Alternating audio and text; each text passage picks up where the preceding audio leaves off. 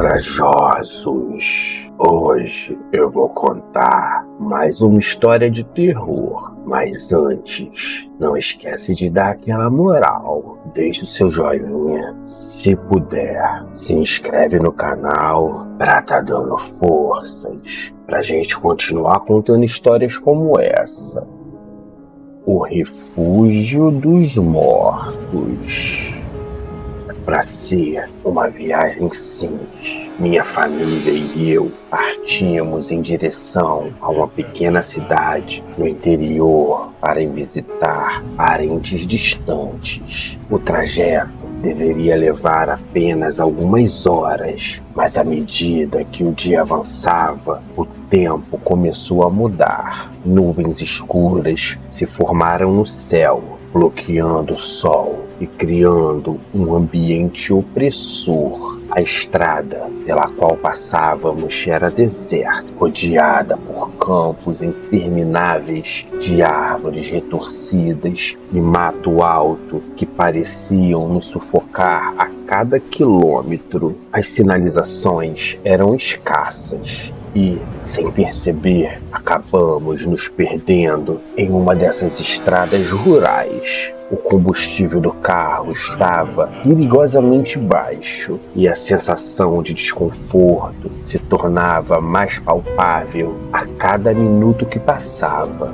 Meus pais estavam tensos e minha irmã mais nova estava inquieta no banco de trás, observando pela janela com um olhar vazio, como se sentisse algo que nós não poderíamos perceber. Já começava a escurecer quando, como se surgisse do nada, avistamos uma velha pousada à beira da estrada, escondida entre árvores altas e sombras profundas. A construção era antiga, suas paredes de madeira escura estavam cobertas de musgo e líquens, e as janelas estavam empoeiradas, como se ninguém tivesse limpado o lugar há décadas. Era um local assustador e inóspito, mas sem opções e com o carro praticamente sem gasolina, decidimos parar. Não havia escolha. Ao sairmos do carro, o vento frio nos envolveu, trazendo consigo um cheiro estranho, algo metálico e úmido que não conseguia identificar. Sentíamos a sensação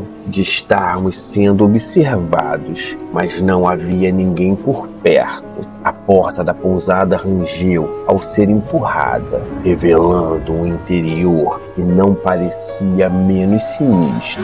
O saguão era iluminado por lâmpadas antigas que piscavam de maneira intermitente, lançando sombras dançantes sobre as paredes de madeira. O som de passos arrastados ecoou no silêncio da sala, e um homem idoso com uma aparência pálida e olhos profundos apareceu no corredor. Ao lado dele, uma mulher igualmente envelhecida, com um sorriso forçado e desconcertante, observava-nos em silêncio. Eles nos receberam com um tom amigável, mas havia algo perturbador em suas vozes, algo que nos deixava com a impressão de que éramos mais prisioneiros do que hóspedes. "O que fazem aqui a essa hora?", perguntou o homem, enquanto seus olhos analisavam cada um de nós como se tentassem ler nossos pensamentos. Contamos sobre nossa situação e eles, sem pestanejar, nos ofereceram abrigo e uma refeição quente. Exaustos e sem alternativas, aceitamos a oferta. Ao nos conduzir aos quartos, a mulher sussurrou algo para mim e me gelou a espinha. "Perigoso lá fora depois que o sol se põe. Fiquem dentro da pousada. por favor. Seu tom, embora gentil, soava mais como uma ordem velada do que como um aviso. Depois de nos instalarmos, fomos chamados para jantar. A mesa era modesta, mas a comida tinha um sabor estranho, algo que não conseguimos identificar. Durante a refeição, o casal começou a nos contar histórias sobre a região, mencionando um cemitério antigo escondido na floresta atrás da pousada. Cada palavra, o ambiente parecia ficar mais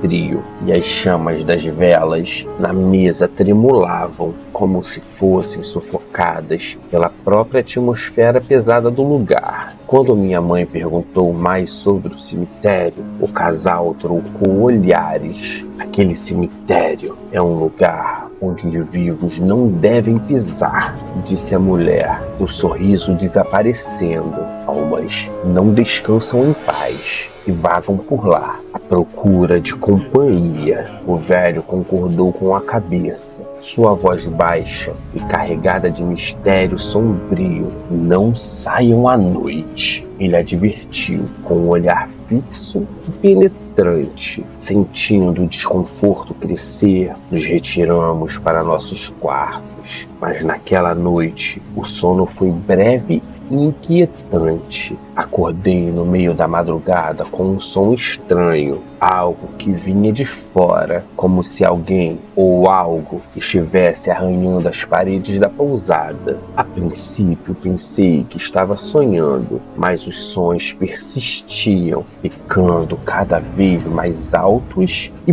próximos. Levantei-me devagar, tentando não acordar minha irmã, e me aproximei da janela. Ao espiar pelas cortinas sujas, vi algo que fez meu coração disparar. Havia figuras pálidas movendo-se lentamente entre as árvores, seus corpos quase translúcidos, iluminados apenas pela luz fraca da lua que conseguia romper a densa cobertura de nuvens. Seus olhos, havia algo profundamente errado com eles. Um brilho fraco e fantasmagórico me congelava minha alma. Eles não eram pessoas, eram algo mais. Desci as escadas em silêncio, guiado por uma curiosidade mórbida que eu não conseguia controlar. Ao chegar à porta dos fundos, notei que ela estava entreaberta, balançando lentamente com o vento. A madeira da porta estava marcada com profundos arranhões, como se algo ou alguém tivesse tentado forçá-la. Meus olhos percorriam o ambiente. Meu coração martelava meu